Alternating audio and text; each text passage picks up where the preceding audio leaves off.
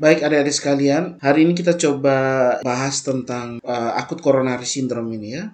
Tetapi sebelum kita bahas ini, kita harus pahami dulu ini, aterosklerosis. Karena akut coronary syndrome, kejadian akut coronary syndrome itu didasari oleh kejadian ini dulu. Aterosklerosis. Ya, adik-adik sekalian. Jadi kita harus bahas dulu patofisiologi dari aterosklerosis, setelah itu baru kita bahas akut coronary syndrome ya. Nah, apa itu aterosklerosis adik-adik sekalian? Mungkin ada yang mau membantu jawab, boleh silakan. Siapa yang mau bantu jawab? Apa itu aterosklerosis? Apa bedanya dengan arteriosklerosis? Mirip ya. Aterosklerosis sama arteriosklerosis ini mirip. Pengucapannya, bunyinya itu mirip sekali. Aterosklerosis dan arteriosklerosis. Sehingga banyak orang yang memang ketika menyebutkan arteriosklerosis dan aterosklerosis sering tertukar, begitu ya. Jadi pengerasan pembuluh darah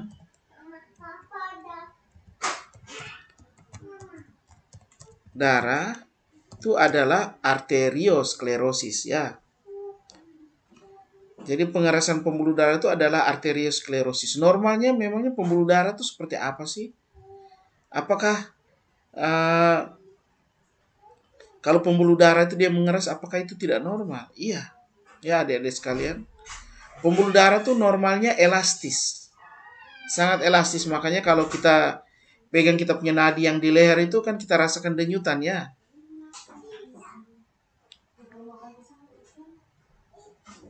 Nah, denyutan itu ya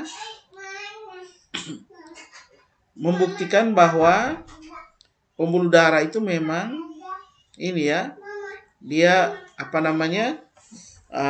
elastis ya. Tunggu ya sebentar ya adik-adik ya.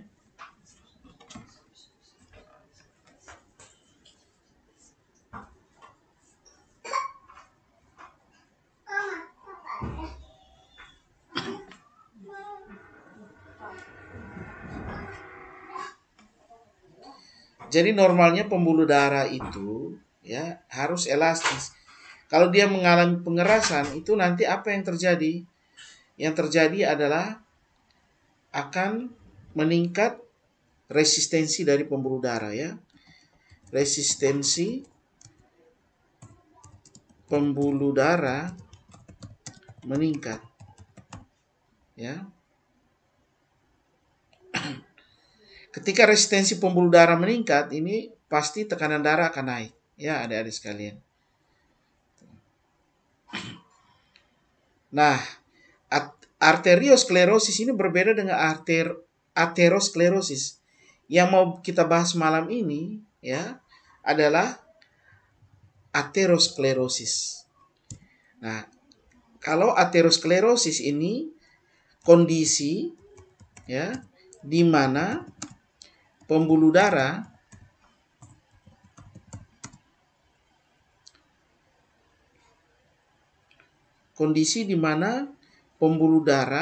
atau kondisi di mana pada dinding pembuluh darah itu terdapat plak kolesterol. Plak kolesterol ya. Nah, ini. Pada dinding pembuluh darah terdapat plak kolesterol.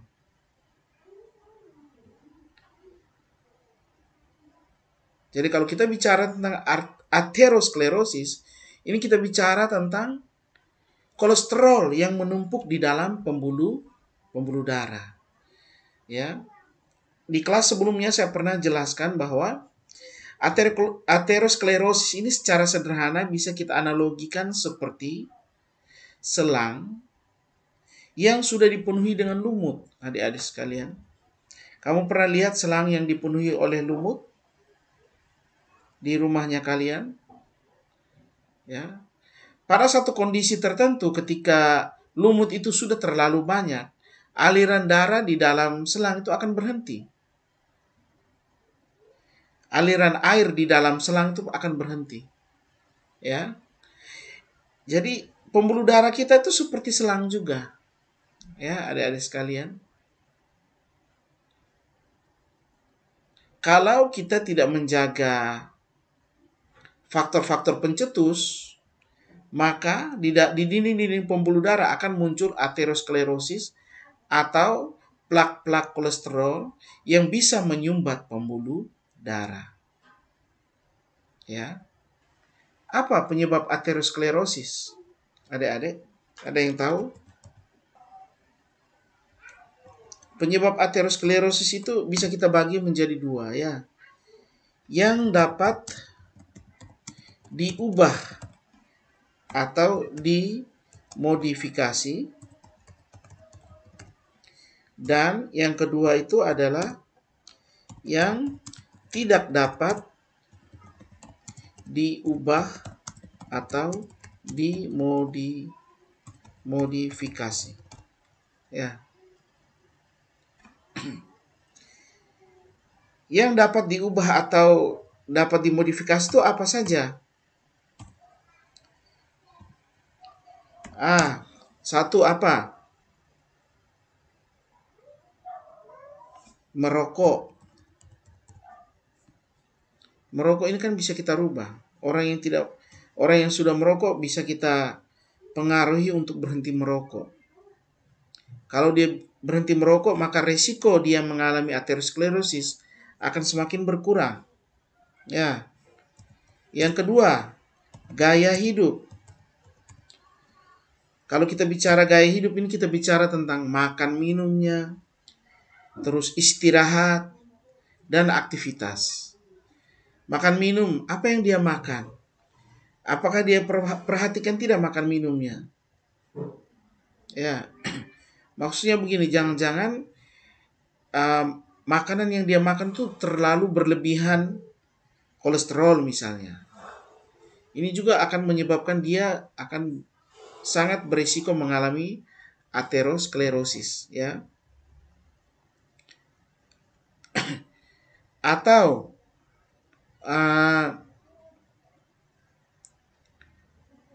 istirahat misalnya. Dia tidurnya selalu larut malam, ya. Kurang tidur. Nah, ini juga bisa memicu terjadinya aterosklerosis. Ya. Lalu aktivitas ini maksudnya berkaitan dengan olahraga. Apakah orang ini olahraga atau tidak?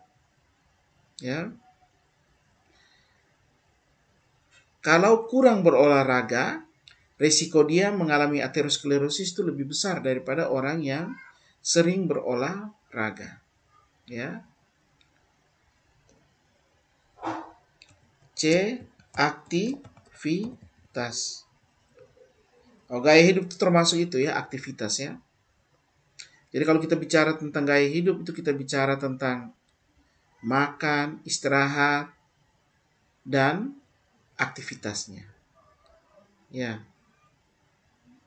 Kemudian yang berikut adalah berat badan. Orang yang berat badannya lebih, itu atau obesitas itu biasanya cenderung lebih berisiko mengalami aterosklerosis, ya, adik-adik sekalian. Masih ada lagi?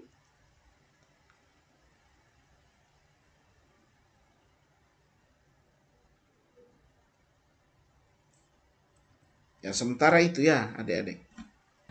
Lalu apa saja penyebab aterosklerosis yang tidak dapat diubah atau dimodifikasi? Yang pertama itu adalah usia. Ya. Semakin seorang itu bertambah usia, resiko dia mengalami aterosklerosis itu semakin besar. Ya, adik-adik sekalian. Berikutnya adalah jenis kelamin. Ya. Wanita di usia sebelum menopause itu mereka sulit sekali mengalami yang namanya aterosklerosis ini. Ya, mengapa demikian? Karena ketika belum masa menopause, ya, rahimnya itu masih bisa memproduksi hormon estrogen. Lalu apa kaitannya hormon estrogen? Nah, hormon estrogen ini adik-adik sekalian, salah satu fungsinya adalah mengangkut lemak yang berlebihan di dalam pembuluh darah untuk disimpan di jaringan lemak, misalnya di bawah kulit, ya. Sehingga kelebihan kolesterol di dalam pembuluh darah itu bisa dikurangi dengan kehadiran hormon estrogen yang dihasilkan dari rahimnya wanita. Ketika dia sudah masuk masa menopause dan tidak lagi memproduksi hormon estrogen, nah disitulah dia mulai beresiko mengalami yang namanya aterosklerosis. Ya. Kemudian yang berikutnya adalah genetik. Artinya kalau orang tua, siapa saja yang punya orang tua pernah mengalami aterosklerosis, maka dia juga beresiko mengalami aterosklerosis. Ya.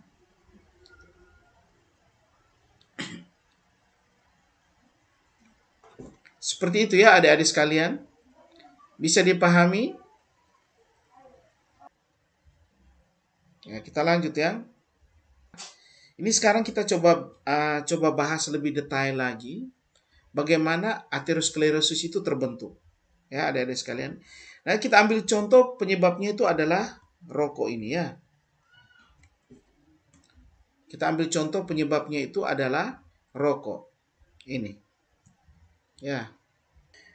Nah, rokok adik-adik sekalian, kalau ada yang merokok, ya, rokok ini bisa menyebabkan kerusakan pada endotel pembuluh darah. Masih ingat tidak ini? Di topik kita sebelumnya. Endotel pembuluh darah. Masih ingat? Masih, Pak. Ada berapa lapisan pembuluh darah tuh? Ada yang masih ingat? Ada 3, Pak. Ada 3 lapisan, benar sekali. Lapisan apa saja? Apa Pertama saja? itu Tunica intima, Tunica tunica media, Tunica tunica intima, adventitia. tunica media, dan benar sekali, pintar ya. Iya. Ya. Tunica intima, tunica media, dan tunica adventitia. Oke. Luar biasa, pintar ya. Nah, sekarang coba saya tanya lebih dalam lagi. Tunica intima dibentuk oleh sel apa?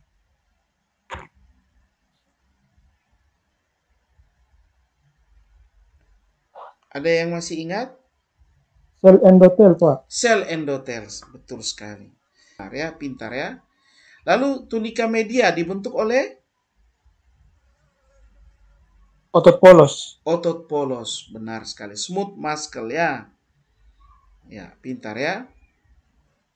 Nah, adik-adik sekalian, rokok yang tadi diisap itu ya, kamu kan tahu kan, rokok itu kan ada jutaan bahkan ya ribuan bahkan jutaan racun yang ada dalam asap rokok kan.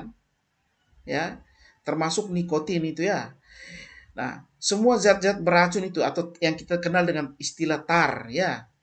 Itu kalau masuk dalam pembuluh darah, dia bisa menyebabkan sel endotel ini ya menjadi rusak.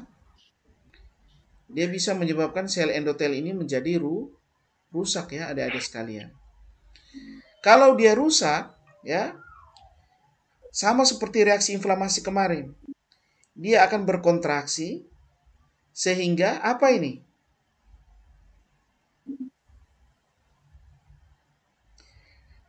Dalam keadaan normal, hubungan antara satu endotel dengan endotel yang lainnya itu kita kenal dengan istilah tight junction.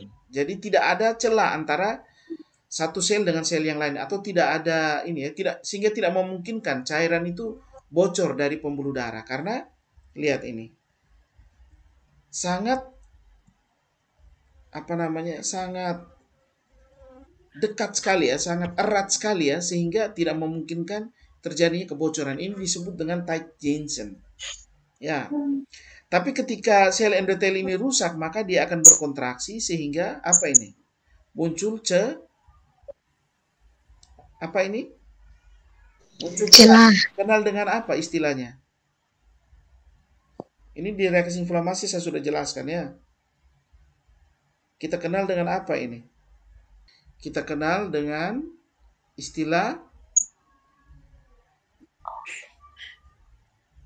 peningkatan permeabilitas pembuluh Darah. Ya, ini. Terjadi peningkatan permeabilitas pembuluh darah. Oke, sebelum kita lanjutkan, saya mau jelaskan dulu begini ya, adik-adik sekalian.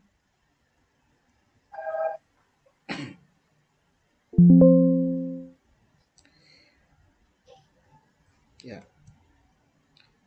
Ini kita ibaratkan lumen pembuluh darah ya, atau saluran pembuluh darah ini ya. Ini adalah tunika intima, ini adalah salurannya. Nah, komponen darah ya, di dalam darah itu kan ada banyak komponen ya. Ada sel darah merah, ada sel darah putih, ada cairan plasma, termasuk juga ada lemak ya. Ada low densitas lipoprotein, ada high densitas lipoprotein, ada trigliserida ya. Semua itu merupakan bagian atau komponen dari darah ya, adik-adik sekalian. Nah, salah satu komponen yang tadi saya bilang itu adalah LDL atau LDL atau low densitas lipoprotein. Low densitas lipoprotein ini sering juga orang awam menyebutnya lemak jahat, adik-adik sekalian. Kamu pernah dengar kata itu? Lemak jahat. Pernah dengar?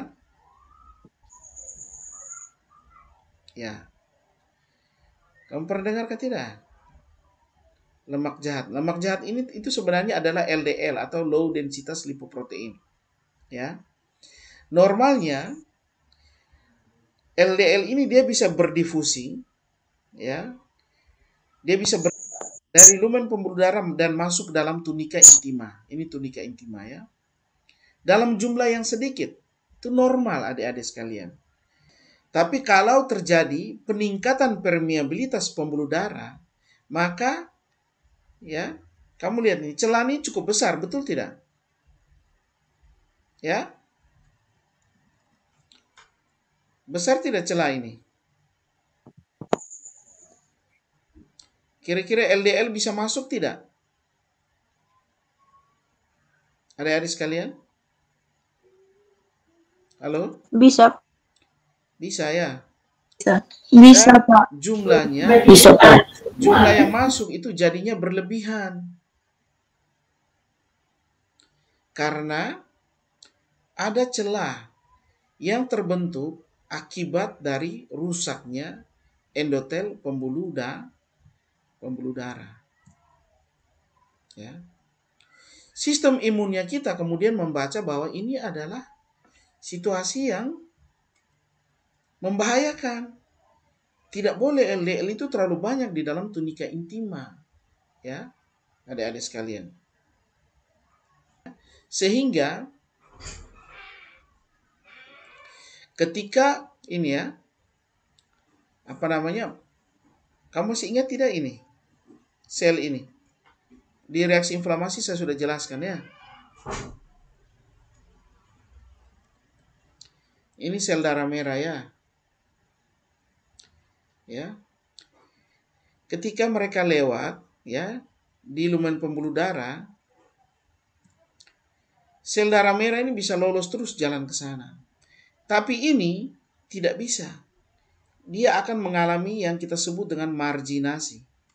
Ya, adik-adik sekalian. Makrofag ini adalah salah satu bentuk dari sistem pertahanan tubuh kita. Masih ingat ini? Ini adalah selektin, ya.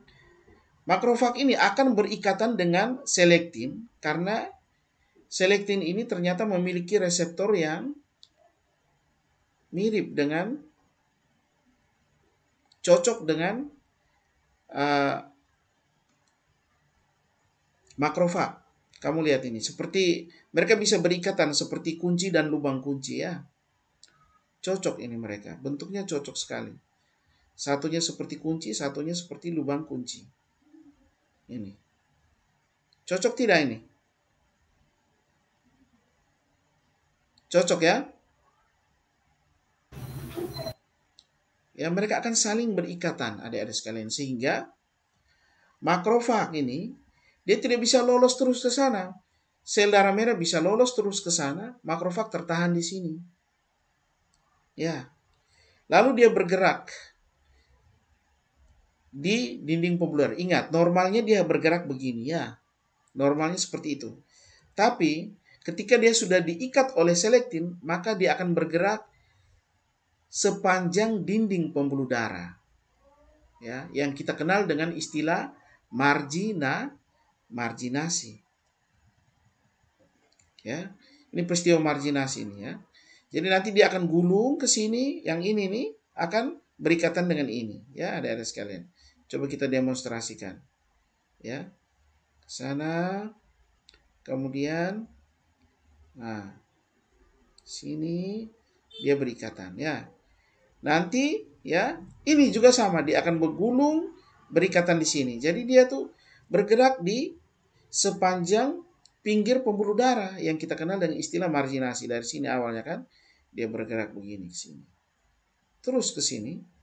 Nah, sampai di sini baru dia melakukan yang namanya diapedesis untuk bisa masuk ke dalam tunika intima. Ini ya, adik-adik sekalian. Kamu bisa lihat ini.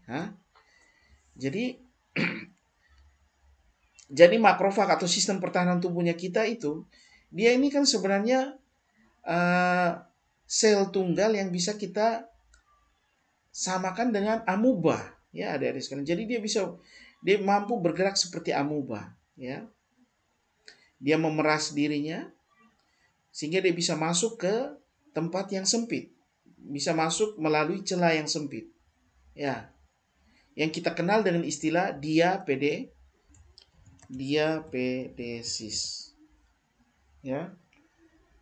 Ini kita kenal dengan istilah diapedesis ya, adik-adik. Saya sudah jelaskan sebenarnya ini di reaksi inflamasi. Sehingga akhirnya makrofag ini dia sudah ada di dalam tunika intima. Dia ada di dekat tempat yang banyak sekali LDL-nya. Ada banyak kolesterol jahat di sana. Ya. Apa yang kemudian dilakukan oleh makrofag ini? Adik-adik sekalian, kita bisa lihat di sini. Apa yang dilakukan oleh makrofag ini? Ya. Makrofag ini dia akan mengeluarkan ini ya, oksigen radikal bebas ini. Ya, yang saya analogikan dengan simbol berwarna hijau ini ya. Ini adalah oksigen radikal bebas. Dia akan lepaskan, lalu oksigen radikal bebas ini akan berikatan dengan LDL. Sehingga menyebabkan LDL ini berubah menjadi LDL yang teroksidasi. Ya, ini. Ya, dia sudah berubah ya menjadi LDL teroksidasi. Ya. Nah, LDL teroksidasi inilah yang kemudian bisa dimakan oleh makrofag. Kamu masih ingat tidak istilah untuk proses di mana makrofag memakan bakteri atau benda asing itu istilahnya apa? Adik-adik? Ini kita sudah bahas di reaksi inflamasi ya. Istilahnya itu adalah fagositosis. Jadi makrofag ini kemudian memfagosit atau memakan ya dengan kaki sumunya, lihat ini dia bergerak, kemudian dia membungkus LDL-nya lalu masuk ke dalam plasmanya. Ini LDL. Ya, sudah masuk di dalam tubuhnya makrofag tadi. Nah, persoalannya ya adik-adik sekalian, makrofag ini tidak mampu menghancurkan LDL yang sudah teroksidasi ini. Berbeda dengan penjelasan saya waktu lalu tentang reaksi inflamasi, di mana bakteri itu dimakan oleh makrofag atau neutrofil, ya. Lalu terbentuk yang namanya fagolisosom, lalu enzim-enzim dari neutrofil atau makrofag itu kemudian menghancurkan bakterinya sehingga bakteri itu hilang. Yang tinggal cuma antigennya saja. Nah, antigen itu yang kemudian nanti diambil, dipakai untuk membuat sistem pertahanan yang lebih spesifik, ya. Makanya nanti kita kenal dengan ada istilah imunisasi, ya. Nah, itu makrofag ketika membunuh bakteri, dia bisa menghancurkan bakterinya. Tinggal antigen saja. Tapi kalau lemak, ya, LDL, dia tidak bisa hancurkan adik-adik sekalian. Ya. Semakin dia makan LDL, semakin banyak LDL yang tertumpuk dalam tubuhnya sehingga menyebabkan dia menjadi gemuk. Ini makrofag itu menjadi gemuk dan tubuhnya itu dipenuhi dengan LDL yang tidak dapat dia hancurkan tadi. Nah, ketika makrofag menjadi besar dan dipenuhi dengan lemak, itu kita kenal dengan selnya ini kita kemudian kenal dengan istilah foam cell. Ya, ini ya. Nah, adik-adik sekalian, LDL yang sudah teroksigenasi ini ternyata ya, dia menarik lebih banyak lagi makrofag untuk datang. Ini lihat. Ingat, ketika saya menjelaskan tentang ketika saya menjelaskan tentang reaksi inflamasi, ketika ada bakteri, lalu neutrofil dan makrofag datang bertarung dengan bakterinya, apa yang dilakukan oleh neutrofil dan makrofag? Mereka akan mengeluarkan mediator inflamasi tertentu, antara lain ada interleukin 1 dan tumor necrotic factor, untuk menarik lebih banyak lagi neutrofil datang ke lokasi pertempuran antara makrofag dan bakterinya. Karena apa? Prinsipnya sama. Ini hukum alam ya. Siapa yang jumlahnya lebih banyak, dia yang akan menang. Nah, itulah yang dilakukan oleh makrofag ketika terlalu banyak LDL di dalam tunika intima. Dia akan panggil teman-temannya datang supaya ikut makan LDL-LDL yang banyak di dalam tunika intima. Ini ya. Sampai akhirnya foam cell ini terlalu besar, lalu dia ruptur atau pecah. Sehingga dia mengeluarkan LDL-nya. Ini ya. Dia mengeluarkan LDL. Sebagian LDL itu keluar. Nah, LDL ini kemudian dimakan lagi oleh makrofag yang ada di sekitarnya. Ya. Dan catatan penting, ternyata sel otot polos, ini otot polos, juga ikut makan LDL yang teroksidasi. Ya, ini. Dia juga ikut makan LDL yang teroksidasi. Dan kalau dia sudah terlalu banyak LDL dalam dia punya tubuh, dia akan ruptur juga seperti ini, pecah juga di akhirnya. Ya. Lalu mereka akan menumpuk di sini, ya adik-adik sekalian. Nah ini, lihat ini.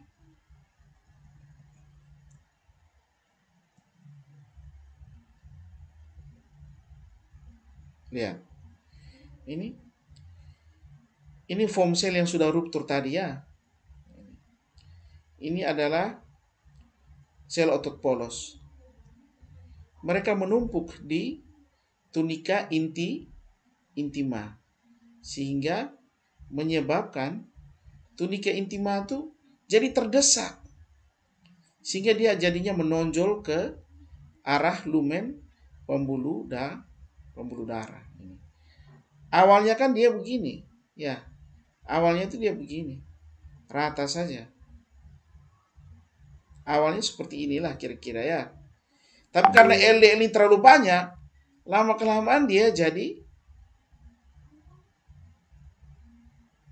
ya. Bisa dilihat adik-adik perubahannya?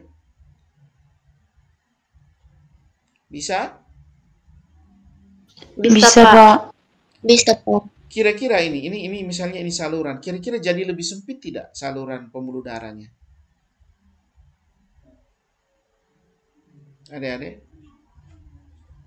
Ini, kalau misalnya seperti ini, lebih luas saluran pembuluh darahnya? Lebih luas tidak? Lebih luas, Pak. Ya.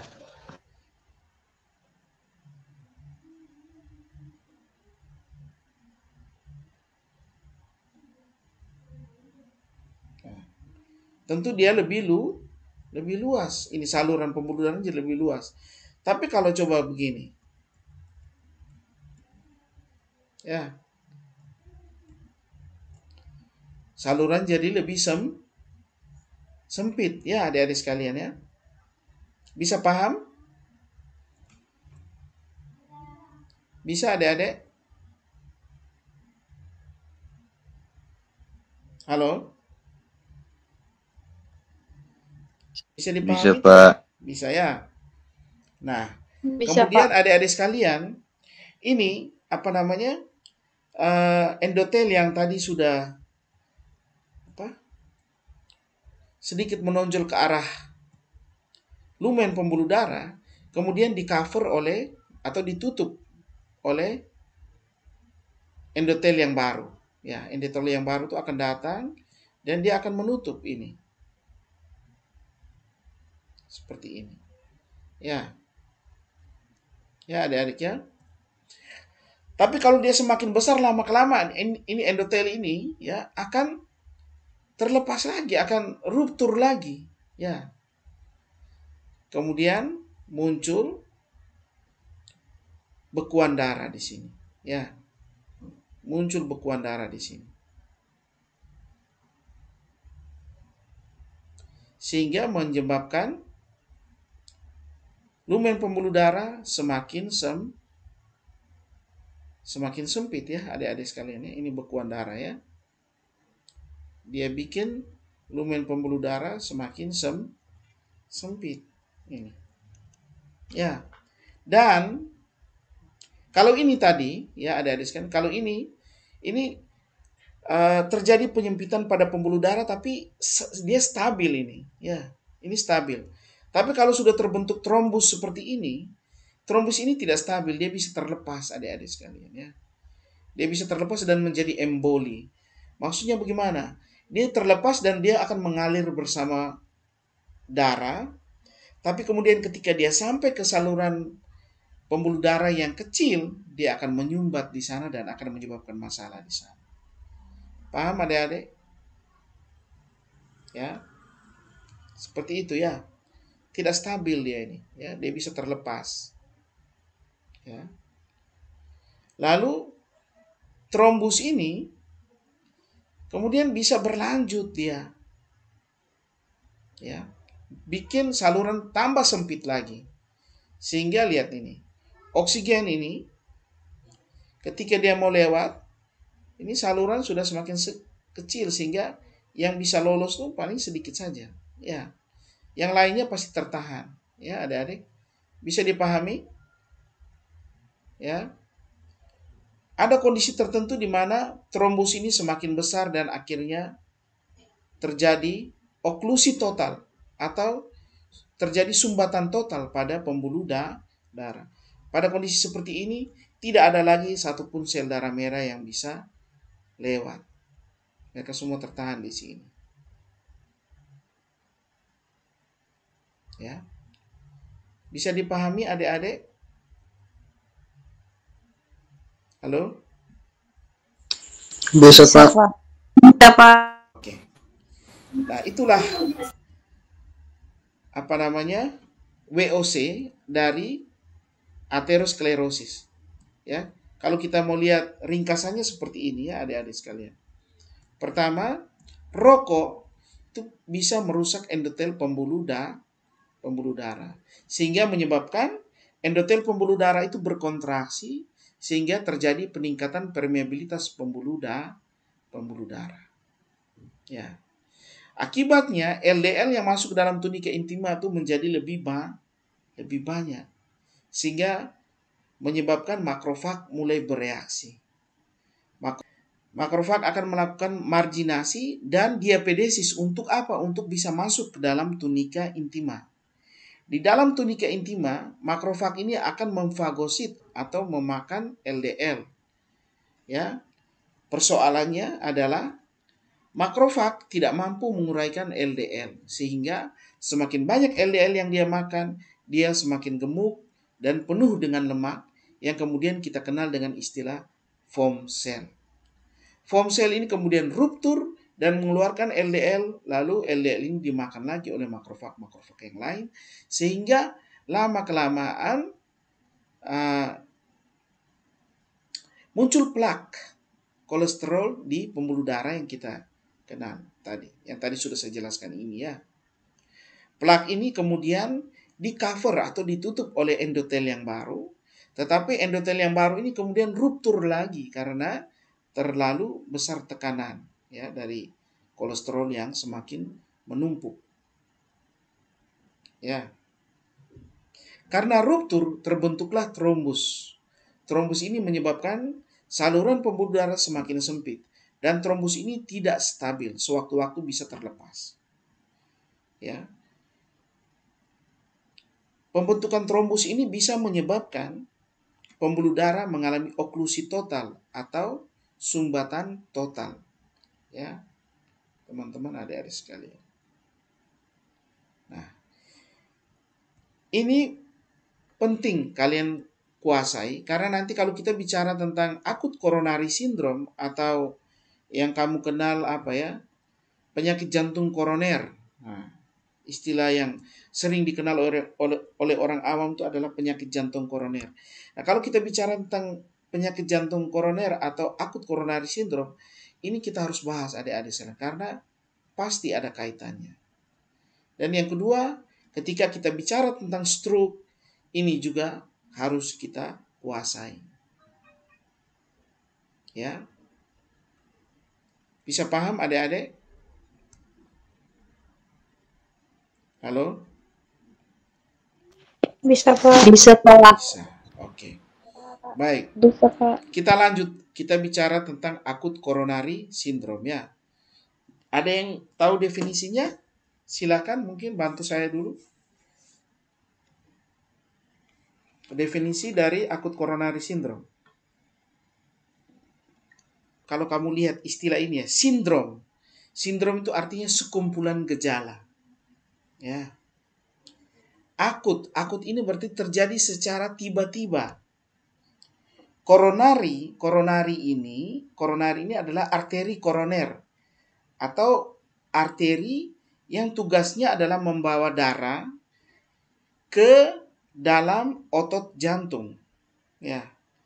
Atau arteri yang membawa darah yang berisi nutrisi, oksigen, enzim yang dibutuhkan untuk kehidupan sel otot jantung ya adik-adik sekalian.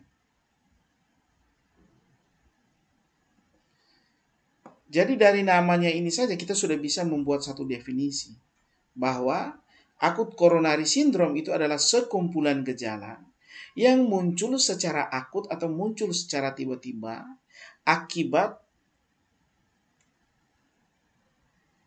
tersumbatnya atau akibat menyempitnya pembuluh darah arteri koronari atau arteri koroner.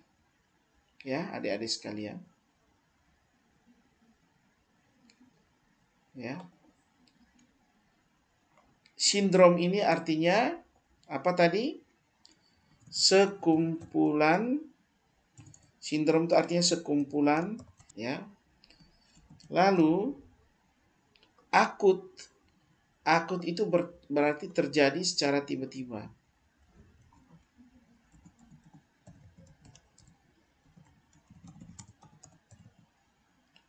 Akut itu lawannya adalah kronis ya adik-adik sekalian ya.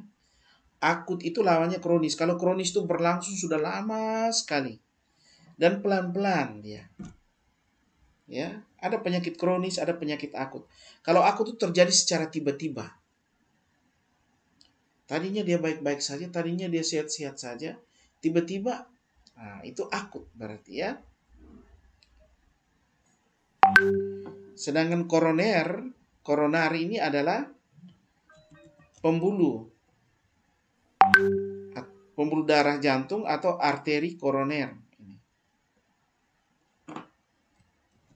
Arteri koroner. Ya. Di sini maksudnya itu apa? Maksudnya ada terjadi penyempitan, ya. Penyempitan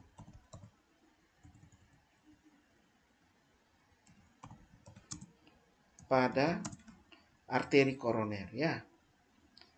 Sehingga bisa kita simpulkan bahwa akut coronary syndrome adalah sekumpulan gejala, ya, akut coronary syndrome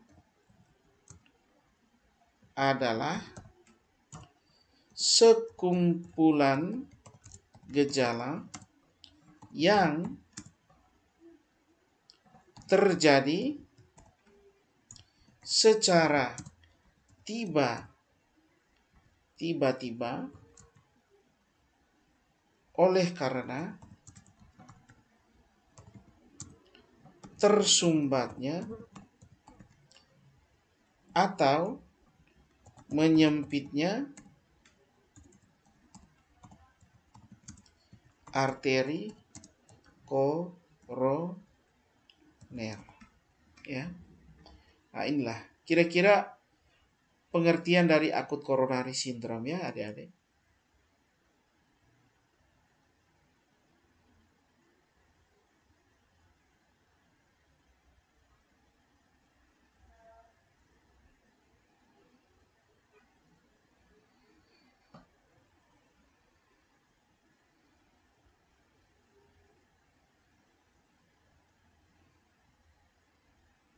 Ya, akut coronary syndrome adalah sekumpulan gejala yang terjadi secara tiba-tiba oleh karena tersumbatnya penyempitan arteri koroner.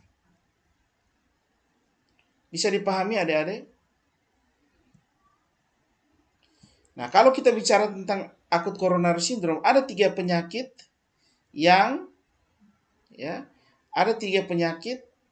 yang masuk di dalam kelompok akut coronary syndrome, yaitu satu, angina pectoris tidak stabil, ya. Ini angina pectoris tidak stabil, non STEMI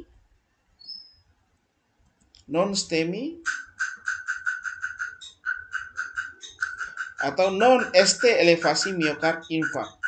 Non ST elevasi miokard infarct, ya. Dan yang terakhir, yang ketiga itu adalah ST elevasi miokard infarct. Yang tadi di atas non ST elevasi miokard infarct, yang ini adalah ST elevasi miokard infarct.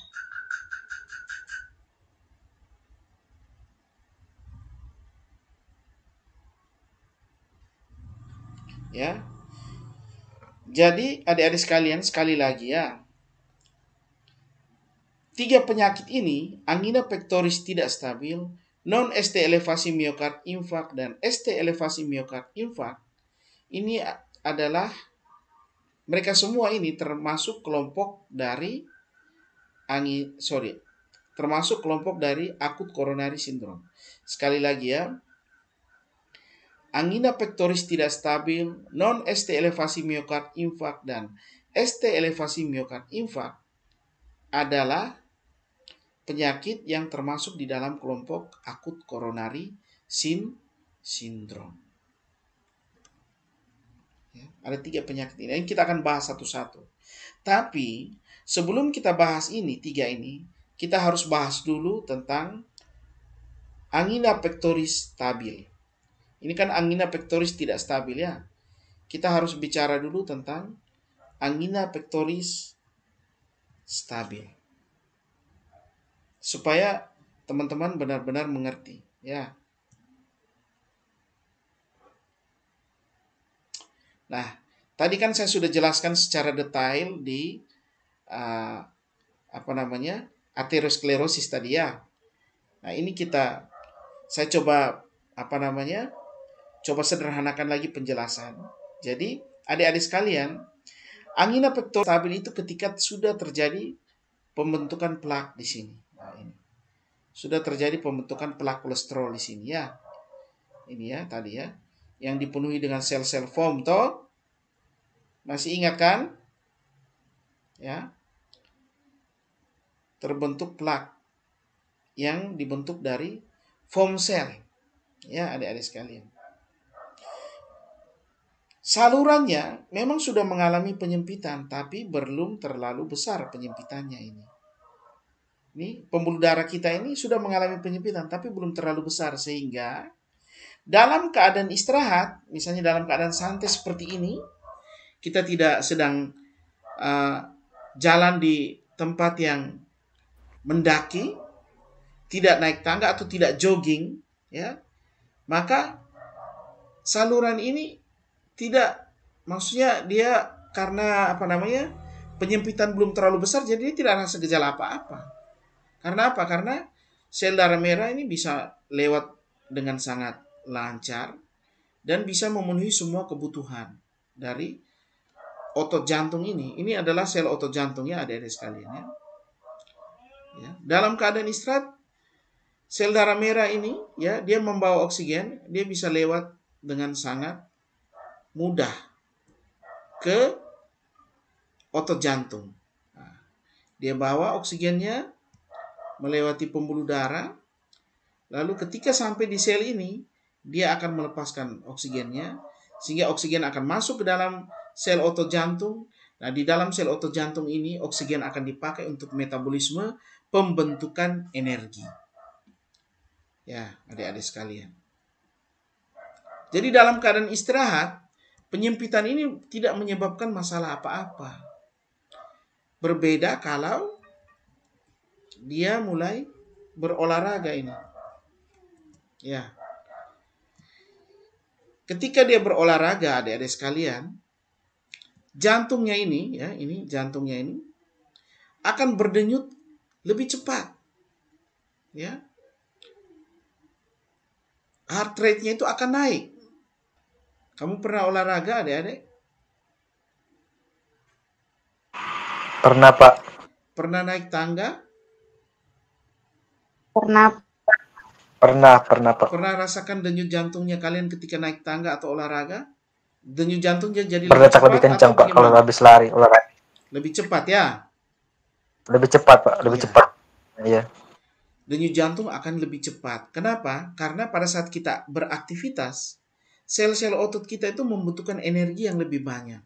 Oleh karena itu, maka jantung dia harus memompa lebih cepat, sehingga dia bisa mengirimkan oksigen lebih banyak ke sel otot, sehingga sel otot ini bisa membentuk energi lebih banyak. Karena untuk buat energi itu dia butuh bahan bakar, yaitu oksigen tadi. Ya, adik-adik sekalian. Tanpa oksigen, hanya sedikit saja energi yang akan terbentuk.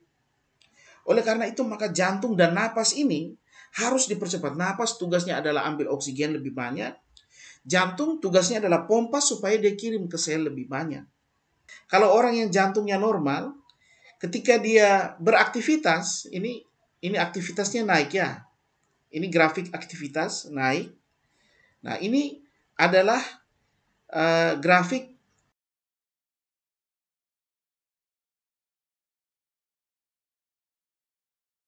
suplai oksigennya juga ikut naik, adik-adik sekalian ya.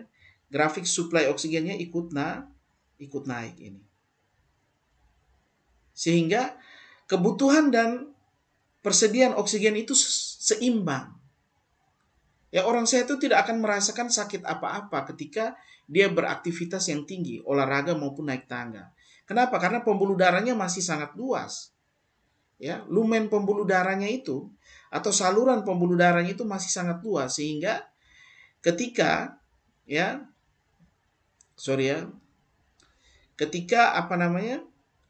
ini aktivitas itu tinggi ya, grafik merah ini aktivitas ya, ketika aktivitas tinggi, suplai oksigen juga ikut naik dengan sangat mudah. Mengapa demikian? Karena belum ada ini plak kolesterol ini belum ada, sehingga darah mengalir dengan sangat bebasnya. Tapi ya, adik-adik sekalian, ketika plak kolesterol ini sudah ada, Ini sel ini butuh lebih banyak energi karena dia harus pompa lebih cepat untuk memenuhi kebutuhan sel yang sedang berolahraga ini, ya. Dia tidak bisa memenuhi kebutuhan karena sudah ada penyempitan di sini. Ya. Darah yang sampai ke sana tuh tidak banyak. Sehingga tidak bisa memenuhi kebutuhan ini. Akibatnya apa? Akibatnya terjadi metabolisme anaerob. Ya. Terjadi apa? Metabolisme anaerob. Nah, metabolisme anaerob ini adik-adik sekalian akan menghasilkan banyak sekali asam laktat. Ini ya adik-adik sekalian ya. Ya. Jadi begini ya, orang yang pembuluh darahnya itu sudah sempit, orang yang arteri koronari sudah mengalami penyempitan, ketika aktivitasnya itu tinggi, ya, ini ketika aktivitasnya itu tinggi, suplai oksigen itu tetap rendah. Ini ya, ini grafik suplai oksigen tetap rendah. Karena apa? Karena lumen pembuluh darah atau saluran pembuluh darah itu sempit. Aktivitas tinggi, suplai oksigen rendah, hasil akhir metabolisme terjadi secara anaerob. Nah, metabolisme anaerob ini akan menghasilkan banyak sekali asam laktat. Nah, adik-adik sekalian, asam laktat ini dia bisa merangsang yang namanya nosiseptor. Masih ingat nosiseptor?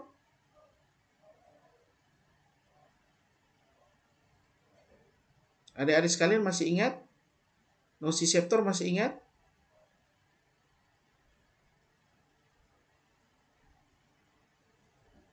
Nosiseptor itu adalah saraf nyeri. Ya. Asam laktat ini ya, dia akan merangsang saraf nyeri ini sehingga ini lihat, dia akan merasakan nyeri. Orang ini akan merasakan nyeri. Karena asam laktat merangsang saraf nyeri atau nosiseptor. Ini sudah kita bahas di reaksi inflamasi ya.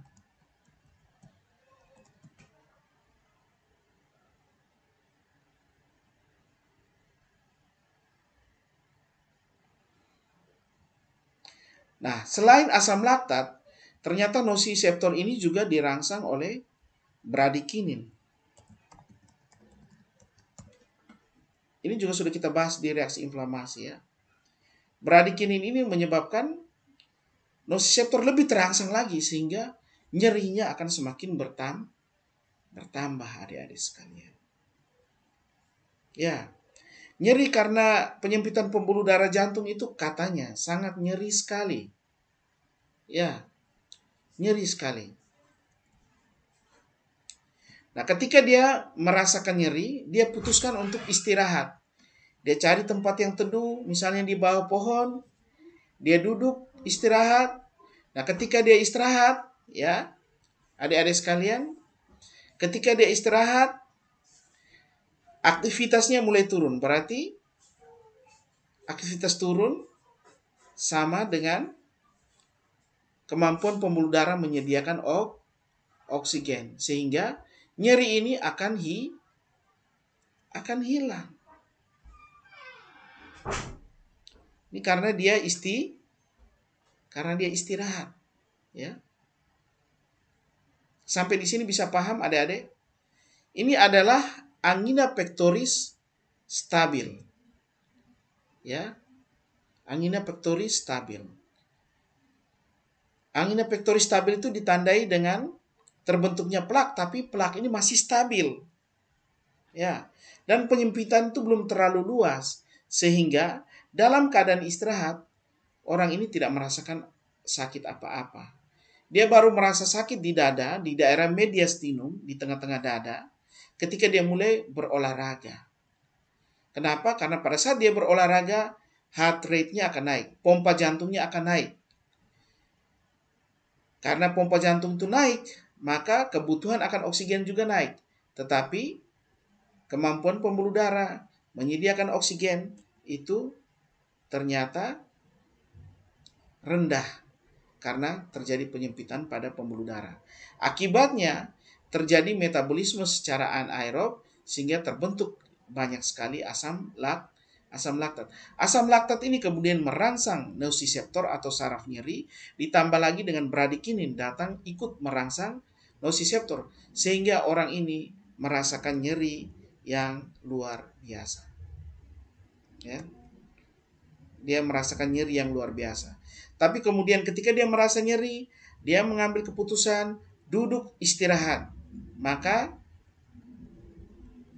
aktivitas yang tadi tinggi turun sesuai dengan kemampuan pembuluh darah menyediakan oksigen. Sehingga metabolisme kembali terjadi secara aerob, ya. Pembentukan asam laktat berkurang, rangsangan terhadap nociceptor berkurang sehingga nyerinya akan hilang. Ya. Saya harap kalian bisa paham ya, adik-adik sekalian. Itulah angina pectoris stabil.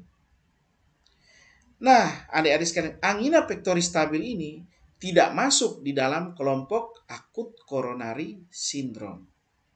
Ya. Nah, sekarang kita bahas yang masuk di dalam kelompok akut coronary syndrome. Yang pertama adalah angina pectoris tidak stabil. Yang pertama adalah angina pectoris tidak stabil. Angina pectoris tidak stabil itu ditandai dengan, ya, ingat tadi ya, endotel pembuluh darah setelah terbentuk plak kolesterol, endotel pembuluh darah datang mengcover atau menutup plak itu, tapi kemudian endotel pembuluh darah kembali ruptur sehingga muncul trombus, ya, bekuan darah yang menutup endotel yang tadi ruptur, ya. Dan ini tidak stabil dia bisa terlepas. Suatu waktu dia bisa terlepas dan bergerak ke tempat yang pembuluh darah yang sempit sehingga bisa menyumbat total di sana. Ya, makanya disebut angina pectoris tidak stabil. Ya. Ini penyempitannya sudah lebih besar. Ya. Sehingga ketika dia beraktivitas, ya, sama seperti tadi. Ya, ketika dia beraktivitas, kebutuhan oksigen tidak sesuai lagi dengan kemampuan pembuluh darah menyediakan oksigen, sehingga terjadi metabolisme anaerob, asam laktat meningkat, nociceptor terangsang, muncul rasa nyeri. Ditambah lagi datang bradikinin membuat nyeri lebih tambah hebat. Lalu ketika dia sudah merasakan nyeri, dia putuskan untuk istirahat, tetapi nyerinya tidak mau hilang. Nyerinya tetap ada. Akhirnya orang bawa lari dia ke rumah sakit karena nyerinya memang sangat luar biasa. Bawa lari dia ke rumah sakit. Sampai di rumah sakit, ya, dia diberikan obat-obatan, ya. Sampai di rumah sakit dia diberikan obat-obatan yang bisa menyebabkan pembuluh darah itu melebar. Biasanya obat itu disebut dengan isosorbit dinitrat, ya. Obat-obatan golongan nitrat ini obat-obatan yang bisa menyebabkan pembuluh darah itu melebar, ya, adik-adik sekalian. Jadi ketika diberikan obat-obat isosorbit dinitrat, pembuluh darah ini akan melebar, ya. Dia semakin besar sehingga darah itu bisa lewat lagi dengan sangat lancar sini, ya. Sehingga nyeri itu akan hilang, ya. Jadi nyerinya hilang dengan apa? Nyeri ini bisa hilang dengan obat isosorbit dinitrat. Beda kan dengan ini, angina pectoris stabil. Kalau ini, dia bisa hilang, nyerinya bisa hilang dengan istirahat, ya. Sedangkan ini, nyerinya tidak hilang dengan istirahat. Dia baru hilang ketika dikasih obat-obatan yang menyebabkan pembuluh darah itu melebar atau menyebabkan vasodilatasi. Obatnya itu adalah isosorbitol nitrat atau obat-obatan golongan nitrat. Ya, adik-adik sekalian. Sampai di sini bisa paham? Bisa, Pak. Ya. Bisa, Pak. Dan saat itu sel otot ini dia belum mati, dia masih hidup. Dia hanya mengalami kekurangan oksigen. Ya, sama seperti ini tadi. Angina pectoris stabil. Ini sel otot jantung ini dia tidak mati, dia hanya mengalami kekurangan oksigen, ya. Bisa paham adik-adik? Bisa, Pak. Ya. Bisa, Pak. Dia hanya mengalami iskemik. Jadi iskemik itu apa sih sebenarnya? Iskemik itu adalah suatu kondisi di mana kebutuhan sel ini akan oksigen itu tidak sesuai lagi dengan persediaan oksigen atau tidak sesuai lagi dengan suplai oksigennya. Ya. Itu iskemik.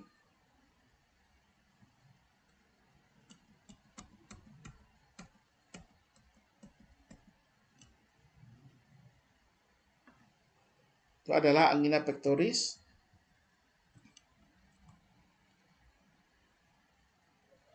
stabil dan angina pectoris tidak stabil. Nah, angina pectoris tidak stabil ini ingat ya, dia tidak, nyerinya itu tidak hilang dengan istirahat. Nyerinya hilang dengan obat, ya. Pada saat itu belum ditemukan yang namanya CKMB dan troponin T, ya. CKMB ini adalah biomarker dari jantung. Jadi kalau ini orang temukan di dalam darah, itu menandakan bahwa sel otot jantung ini sudah mati. Jadi kalau sel otot jantung ini masih hidup, CKMB dan troponin ini kita tidak temukan di dalam darah, ya. Bagaimana dengan gambaran EKG-nya? Ya, nah, ini saya perlu jelaskan ya adik-adik sekalian. Nah, pernah lihat gelombang seperti ini? Gelombang EKG seperti ini kamu pernah lihat tidak? Saya coba tunjukkan ini ya, sebentar ya. Jadi, di dalam kita punya jantung itu, sebenarnya ada satu sel yang kita sebut dengan sel konduktif. Nah, sel konduktif ini fungsinya itu adalah menghasilkan listrik jantung dan menyebarkan listrik jantung sepanjang sistem konduktif jantung sampai menuju ke otot jantung. Ya, adik-adik sekalian. Ini. Nah, karena tubuh kita ini adalah penghantar listrik yang baik, maka ketika ini namanya SA node ya, yang ini nih yang saya kasih tunjuk dengan kursor ini. SA node ini sering dianggap seperti pembangkit listriknya, ya. Dia yang menghasilkan listrik pertama kali sehingga dianggap seperti PLN-nya lah, kira-kira seperti itu. Ya. Ini kabel-kabel PLN yang dia kirim listrik ke rumah-rumah, ya. Nah, ini. Nah, listrik ini ketika dia mengalir di jantung, ternyata dia bisa menyebar sampai ke permukaan kulitnya kita, adik-adik sekalian. Ya. Karena dia bisa menyebar sampai ke permukaan kulit, maka kita bisa merekam aktivitas listrik dari jantung ini. Yang kita kenal dengan elektrokardiograf. Alat untuk merekam juga kita kenal dengan alat elektrokardiograf. Nah, inilah gelombang elektrokardiograf atau gelombang listrik yang bisa kita baca dari alat yang kita sebut dengan elektrokardiograf tadi. Ya. Ada gelombang P. Gelombang P itu menggambarkan depolarisasi dari atrium. QRS itu menggambarkan depolarisasi dari ventricle, dan T itu menggambarkan repolarisasi dari ventricle, adik-adik sekalian. Ya. Ini mungkin gelombang ini kamu pernah lihat di film-film, di sinetron, ya. Di rumah sakit ada layar, lalu ada gelombang-gelombang di layar. Nah, itu elektrokardiograf. Ya. Nah, adik-adik sekalian, elektrokardiograf ini kita harus pahami ya. Sekalian saya ajar kalian tentang dasar-dasar dari elektrokardiograf ya. Nah, Dan ini memang harus kalian pahami ketika kita bicara tentang ini ya, kita bicara tentang akut coronary syndrome. Ya, adik-adik sekalian. Pertama yang harus kalian lihat ini adalah garis putus-putus. Ya toh? Ini garis putus-putus ini. Ini kita sebut dengan garis isoelektrik. Ya. Garis isoelektrik. Nah, gelombang P itu dimulai dari garis isoelektrik dengan puncak gelombang ada di atas garis isoelektrik, lalu kembali ke garis isoelektrik lagi. Ini gelombang P secara utuh ya. Lalu ini ada garis datar ini, ada sekali ini, ada garis datar ini ya. Ini namanya PR segmen. Ya. Lalu ada gelombang Q itu dimulai dari garis isoelektrik dengan puncak gelombang ada di bawah garis isoelektrik, kemudian kembali lagi ke garis isoelektrik. Ini gelombang Q. Ya. Lalu ini adalah gelombang R. Dari garis isoelektrik dengan puncak gelombang ada di atas garis isoelektrik kembali lagi ke garis isoelektrik. Ini adalah gelombang R. Lalu ini adalah gelombang S. Dimulai dari akhir gelombang R dengan puncak gelombang ada di bawah garis isoelektrik lalu kembali ke garis isoelektrik lagi. Ini namanya gelombang S. Lalu ini ada garis datar antara gelombang S dengan gelombang T. Ini ada garis datar. Ini disebut dengan ST segmen. Ya. ST, saya harus tulis ini karena penting. ST segmen. Ini ya. Ini disebut dengan ST segmen.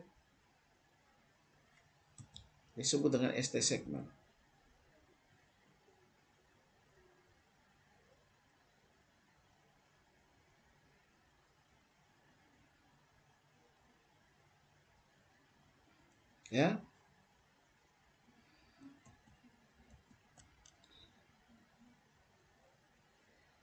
Ini ya, ini nih, yang ini supaya saya kasih turun garis isoelektriknya dulu ya, supaya kamu bisa lihat.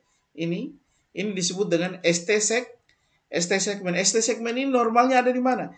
Dia tepat di garis isoelektrik. Kalau di bawah, nah ini kita harus apa sebenarnya yang terjadi? Dan yang terakhir itu adalah gelombang T. Gelombang T itu dimulai dari akhir gelombang ST segmen dengan puncak gelombang ada di atas garis isoelektrik dan kembali ke garis isoelektrik lagi. Nah, adik-adik sekalian, ketika terjadi iskemik atau ketika suplai oksigen ke jantung itu berkurang, ya, atau suplai oksigen ke jantung tidak sesuai lagi dengan kebutuhannya, maka pada gelombang EKG muncul tanda-tanda iskemik.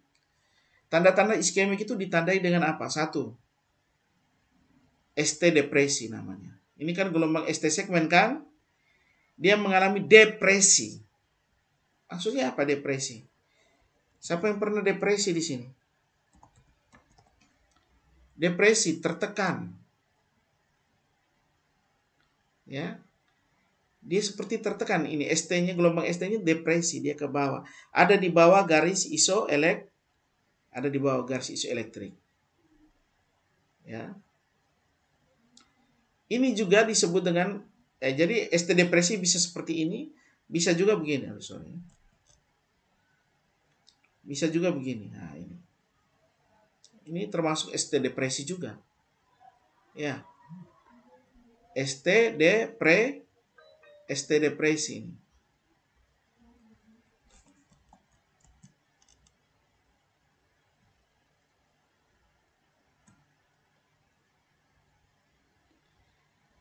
Bisa paham adik-adik? Ini tanda-tanda iskemik. Ya.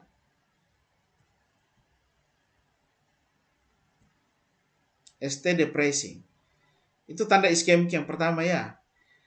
Ada satu tanda iskemik yang lain, yaitu namanya T inverted. T inverted itu terjadi ketika puncak gelombang T ini kan harus ada di atas garis isoelektrik ya. Ini malah terbalik seperti ini. Puncak gelombangnya ada di bawah garis isoelektrik. Ini disebut dengan T inverted ini ya. T inverted. Puncak gelombang T ada di bawah garis isoelektrik. ST depresi, ST segmen ada di bawah garis isoelektrik. Ya. Nanti kita kenal juga dengan ada satu istilah yang namanya ST elevasi. ST elevasi itu berarti ST segmen ada di atas garis isoelektrik.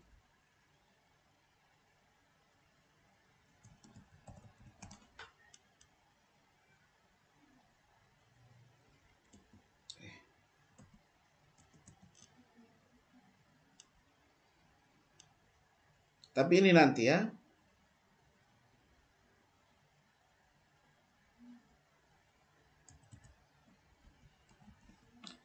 ST segmen ada garis isoelektrik. Ini nanti kita kasih apa? Nanti ada di sebelah penjelasan selanjutnya.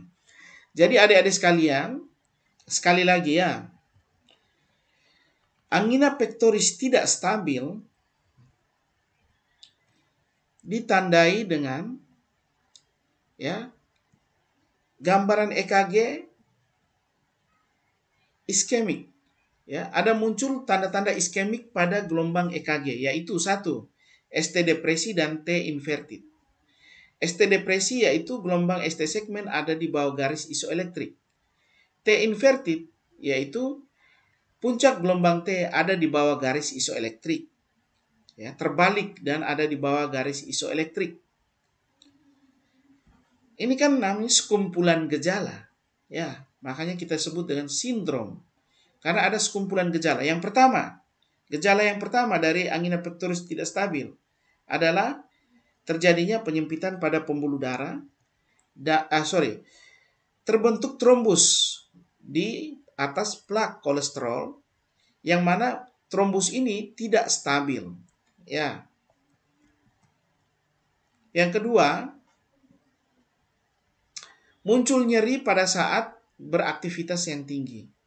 Nyerinya tidak hilang dengan beristirahat. Nyeri hanya hilang dengan obat-obatan isosorbit dinitrat atau obat-obat yang menyebabkan vasodilatasi. Ya. Lalu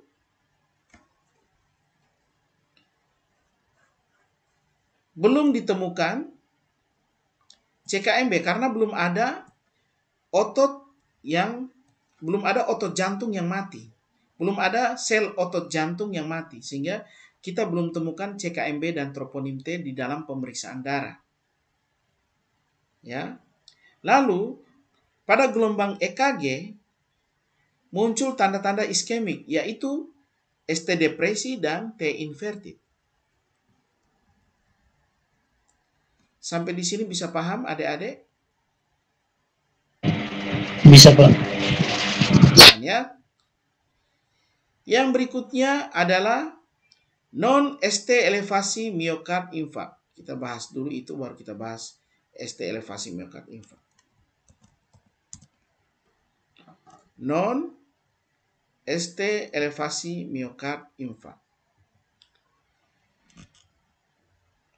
Pembuluh darah ini seperti apa sih non-ST elevasi miokard infarct ini? Kita bahas dulu namanya ya. Non ini artinya apa?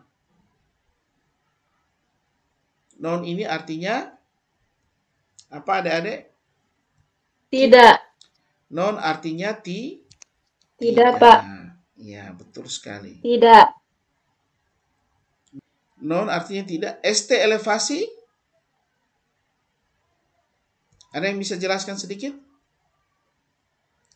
ST elevasi? ST elevasi ini berkaitan dengan gambaran EKG yaitu ST segmennya. Elevasi sendiri itu artinya naik. Lawannya adalah depresi. Kalau depresi itu turun. Elevasi itu naik. Ya. Miokard. Kata mio itu artinya otot. Kard ini dari kata kardio, jantung, berarti otot jantung. Infarct itu artinya terjadi kematian akibat iskemik. Kematian yang terjadi karena kekurangan oksigen, itu infarct. Ya. Jadi kalau dari namanya saja ini kita sudah bisa mendefinisikan non-ST elevasi miokard infark adalah suatu kondisi di mana otot jantung ini sudah mengalami kematian, tetapi kita belum menemukan tanda-tanda ST elevasi. Bisa paham adik-adik? Non, tidak. ST elevasi, gelombang ST segmen ada di atas garis isoelektrik. Non berarti gelombang ST segmen tidak ada di atas garis isoelektrik. Miokard ini otot jantung, infark itu kematian. Berarti dari namanya ini kita bisa mendefinisikan non ST elevasi miokard infark adalah suatu kondisi di mana telah terjadi kematian pada sel otot jantung, tetapi kita belum menemukan tanda ST elevasi pada gambaran EKG. Itu pengertiannya ya adik-adik sekalian. Bagaimana kondisi pembuluh darahnya? Jadi adik-adik sekalian, pasien dengan ST elevasi miokard infark itu trombusnya itu semakin banyak, semakin tebal. Ya, sehingga penyempitannya ini sudah semakin besar. Ini kalau orang sudah seperti ini, adik-adik sekalian, dia dengan istirahat saja itu sudah mulai rasa sakit. Kalau angina pectoris tidak stabil itu dia aktivitas tinggi dulu baru mulai rasa sakit. Ini tidak. Karena penyempitan pembuluh darah itu sudah sangat luas. Maka dalam keadaan istirahat pun ini dia sudah merasa sakit karena oksigen itu atau sel darah merah itu sulit lewat di pembuluh darah. Nah ini misalnya seperti ini ya adik-adik sekalian. Saya ada gambar di sini. Nah ini arteri koronari toh. Ini kan pembuluh darah jantung ya. Ini pembuluh darah jantung. Nah ini sudah terjadi penyempitan yang cukup luas di sini. Ya, ini. Sehingga sel darah merah ini, ketika dia melewati pembuluh darah ini, ya, sulit dia lewatnya. Ya, karena sudah sempit sekali ini pembuluh darah jantungnya. Ini sekarang saya tanya kamu coba tarik napas adik-adik sekalian. Coba tarik napas. Lalu coba kamu tahan. Berapa lama kamu bisa tahan? Adik-adik, kira-kira berapa lama kamu bisa tahan napas?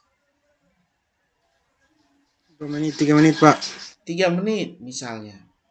Kalau lebih dari 3 menit, misalnya 10 menit kamu tidak bernapas, kira-kira kamu mati tidak? Mati, Pak, mati. Mati. Kamu harus membayangkan ya, kamu punya sel-sel yang kecil-kecil di dalam kamu punya tubuh itu sama seperti kamu juga. Sama seperti kita manusia utuh ini. Kita punya sel-sel kecil di dalam kita punya tubuh itu juga sama. Mereka juga butuh makan, mereka butuh minum, mereka butuh oksigen juga sama adik-adik sekalian. Nah, kalau terjadi seperti ini, ya, terjadi seperti ini, sel darah merah yang harusnya bawa oksigen ke sel-sel yang ada di sini, terhalang di sini. Itu kan sama seperti kita suruh sel yang di sini tahan napas. 10 menit sel ini mati tidak? Adik-adik sekalian? Mati. Mati. Sama seperti kita manusia utuh ini. Sel yang kecil-kecil yang dalam tubuh kita juga sama. Kalau mereka tidak mendapatkan oksigen, mereka akan mati adik-adik sekalian. Ya. Nah, kalau sel otot itu sudah mati, sel otot jantung mati karena kekurangan oksigen, itu kita sebut dengan infark. Ya. Infark ini. Ya. Apakah muncul rasa sakit? Iya. Sakitnya ini luar biasa sekali adik-adik sekalian. Jantung kalau nyeri itu sangat luar biasa. Kamu pernah rasa sakit gigi? Pernah rasa sakit gigi? Pernah, Pak. Kalau kamu sakit gigi, kamu minum obat apa?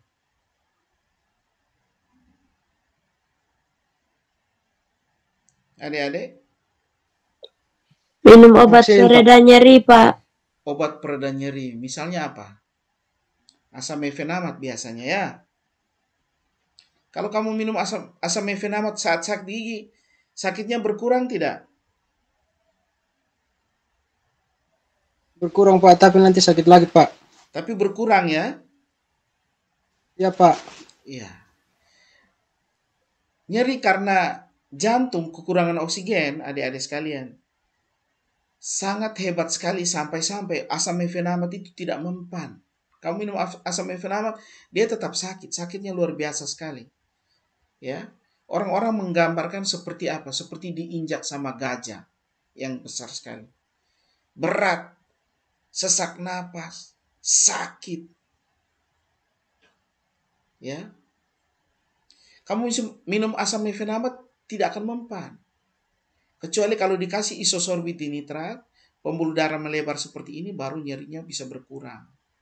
Atau di rumah sakit itu, di ruang-ruang IGD, ruang ICU itu ada sekarang ada opioid, ya, yang dipakai untuk mengurangi rasa nyeri pada pasien-pasien yang mengalami serangan jantung. Karena sakitnya luar biasa, dan obat-obatan biasa tidak akan bisa mengurangi rasa sakitnya. Jadi non-ST elevasi miokard infark itu satu, pembuluh darahnya sudah sangat menyempit, sehingga menyebabkan sel otot jantung ini mati. Ini ya, dia mati dia ini. Ya, sel otot jantung mati karena dia tidak mendapatkan oksigen. Karena sel darah merah ini terhambat oleh ini. Ya. Tetapi, ya, tanda dari kematian sel itu apa? Kita sudah menemukan CKMB di dalam darah, CKMB dan troponin, ya. Nyerinya itu apa namanya? Dalam keadaan istirahat juga sudah ada nyeri, ya. Dia tidak butuh aktivitas. Nyeri saat istirahat. Ya, apalagi kalau beraktivitas tambah nyeri lagi. Ya. Lalu sudah ditemukan CKMB.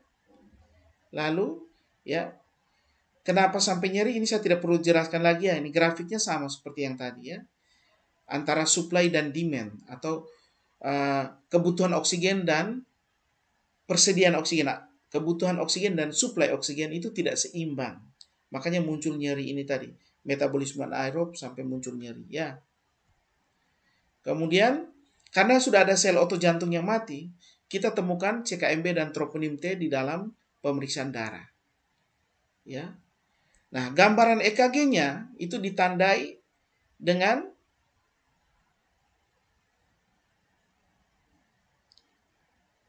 bentar ya. ST segmen ini masih di garis isoelektrik. Tapi kemungkinan kita menemukan yang namanya T inverted ini. Kemungkinan kita menemukan ini. T inverted. Makanya disebut dengan non-ST elevasi miokard infark. Ya. Disebut dengan non-ST elevasi miokard infark. Karena kita belum menemukan gelombang ST ini mengalami elevasi atau naik di atas garis isoelektrik. Ya. Makanya disebut non-ST elevasi miokard infark. Berbeda dengan ST elevasi miokard infark. Ya. Kalau ST elevasi miokard infark, adik-adik sekalian, kita lihat dari pembuluh darahnya dulu. Ini pembuluh darahnya itu bahkan sudah oklusi total atau sudah tersumbat secara total ini. Ya. Sudah tertutup semua ini. Tidak bisa lagi, sama sekali tidak bisa lewat ini. Apa namanya? Sel darah merah ini. Dia mau lewat tidak bisa lagi karena terhalang, sudah tidak ada celah lagi. Ya. Sudah pasti sel ini akan mati. Sudah pasti metabolisme anaerob, asam laktat naik dan muncul nyeri karena nosiseptor dirangsang. Ya. Nyeri muncul di istirahat. Sudah pasti juga kita temukan CKMB dan troponin. Nah, di gelombang EKG ini, ya, di gelombang EKG ini, saya kembalikan dulu gelombang T-nya. Nah, ini di gelombang EKG ini kita akan menemukan ciri-ciri seperti ini. Lihat ini. Garis isoelektrik. Ini ST toh. Naik tidak ini? Awalnya begini toh, dia begini. Naik atau tidak? Pak. Naik ya. ST elevasi. ST segmen ada di atas garis isoelektrik. Bisa seperti ini, bisa juga begini. Ya.